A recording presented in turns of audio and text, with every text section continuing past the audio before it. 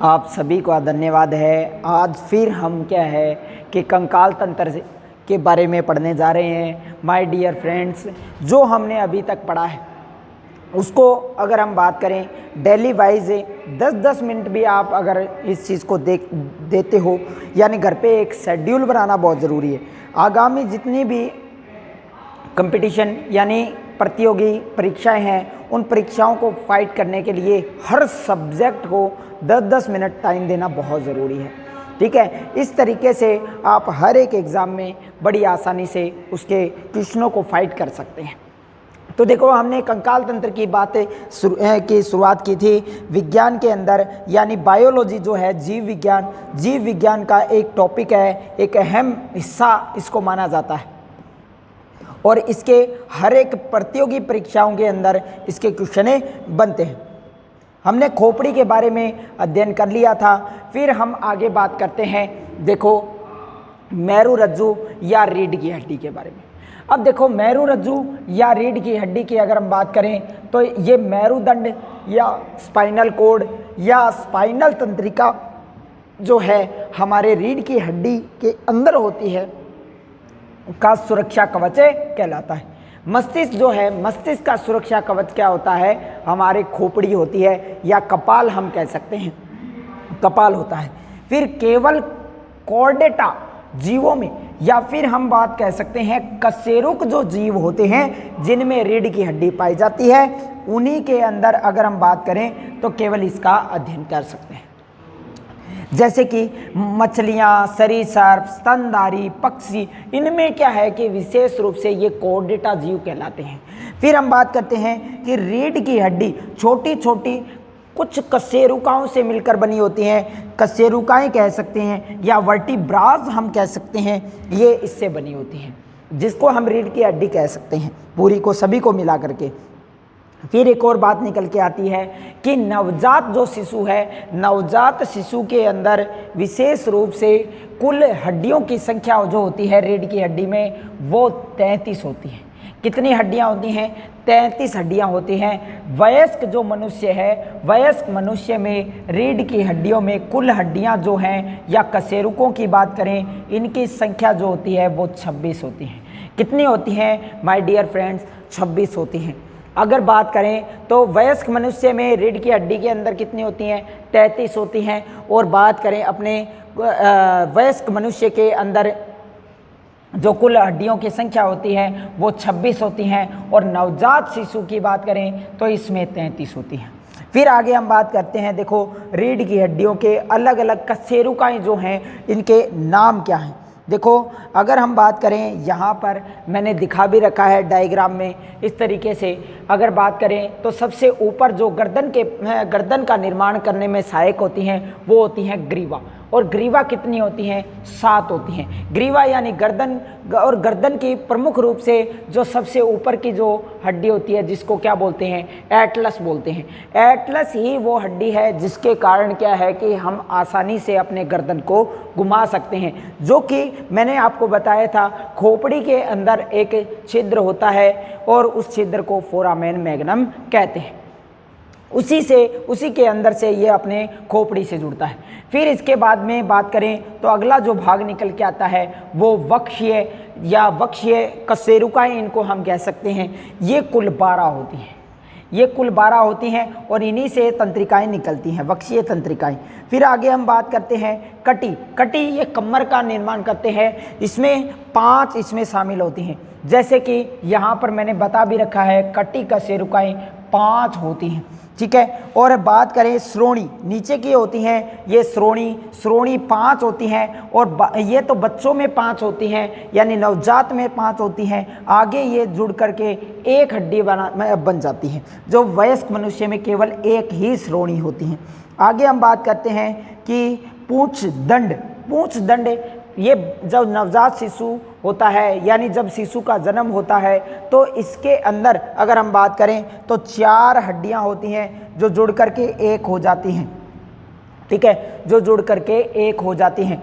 तो इन्हीं अपने रीढ़ की हड्डियों को एक कशेरुकाओं के बारे में हम पढ़ लेते हैं। देखो यहाँ पर मैंने लिख रखा है ग्रीवा जो कशेरुकाएं हैं, यानी जिनको क्रेविकल बोन्स हम कह सकते हैं, क्रेविकल बोन्स कह सकते हैं। एक तो क्रेनियल होती हैं, जो कि अगर हम बात करें 8 होती हैं। कपाल को क्रेनियल कहा जाता है, कपाल को क्रेनियल कहा जाता है। और विशेष रूप से ग्रीवा जो कशेरुकाएं हैं इनको क्रेविकल कहते हैं। क्रेविकल यानी C1 C2 इस तरीके से C1 C2 C3 C7 तक ये होती हैं, ये ग्रीवा होती हैं।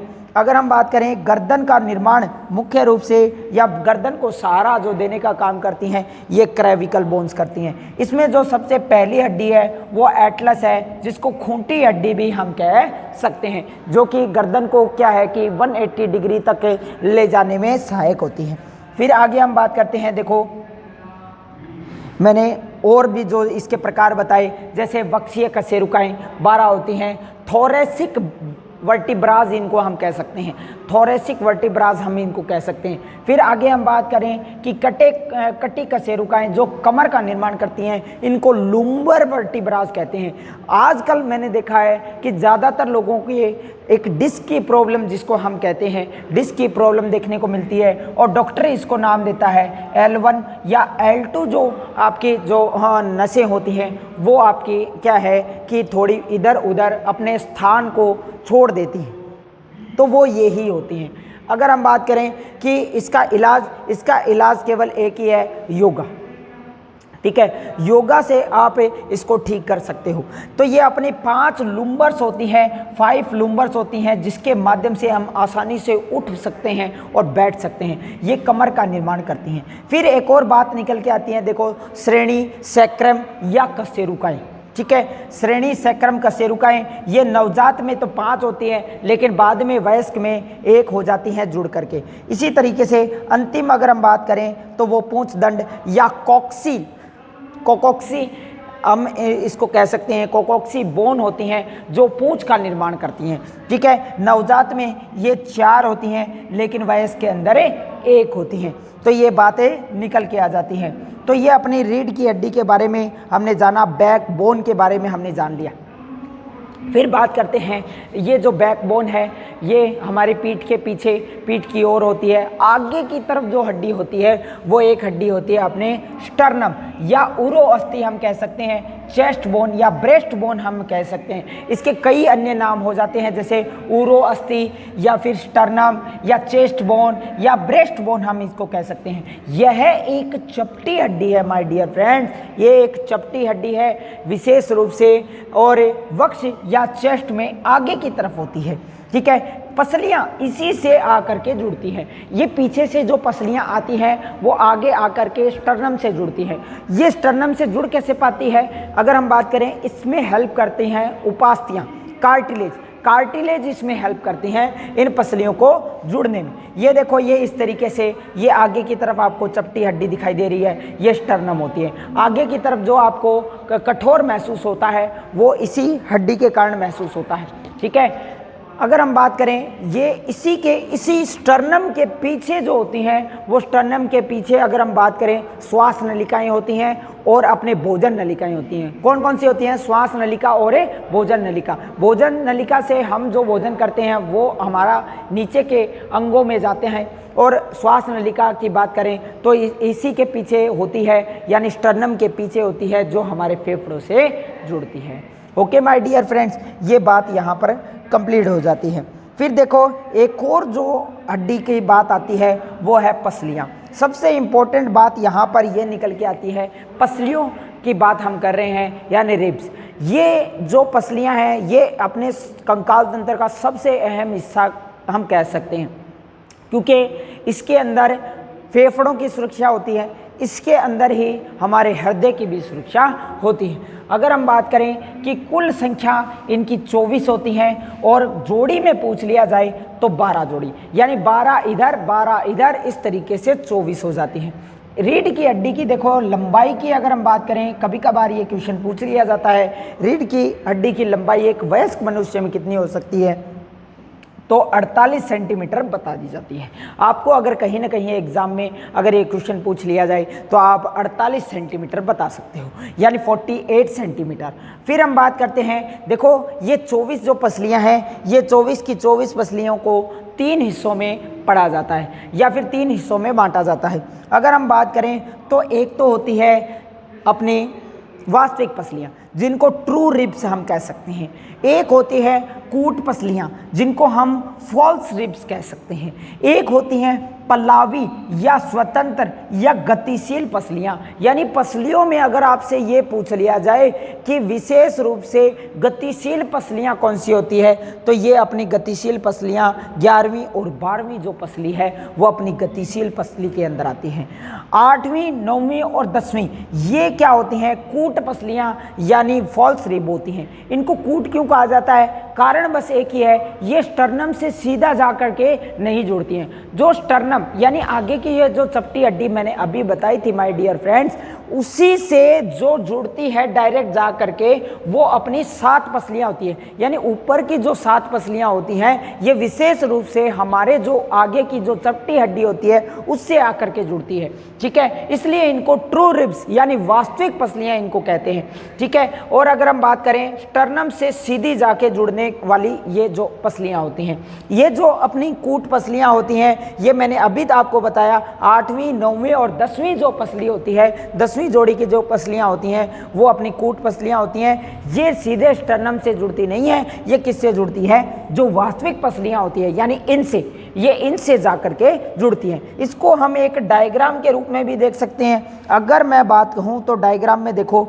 अगर बात कही जाए तो ये देखो शुरुआत में ये 1 से लेकर के ये 7 पसलियां सीधी जाकर के किससे जुड़ रही हैं, ये सीधी जाकर के अपने स्टर्नम से जुड़ रही हैं। स्टर्नम बोल देंगे या फिर हम बात करें स्टर्नम बोल देंगे या फिर उरो अस्थि या चेस्ट बोन या फिर ब्रेस्ट बोन हम कह सकते हैं। ये देखो 8वीं है 9वीं है और 10वीं जो पसली है ये अपने ये केवल वास्तविक पसलियों से जुड़ रही हैं। और ये जो नीचे की दोनों पसलियां हैं दोनों तरफ से जो दिखाई दे रही हैं 11वीं और 12वीं, ये होती हैं अपने पलावी, ठीक है। ये अपनी होती है पलावी। और ये जो 8वीं 9वीं और 10वीं जोड़ी है ये अपनी कूट होती हैं और 1 से लेकर 7 तक के ये क्या होते हैं, अपनी वास्तविक पसलियां होती हैं।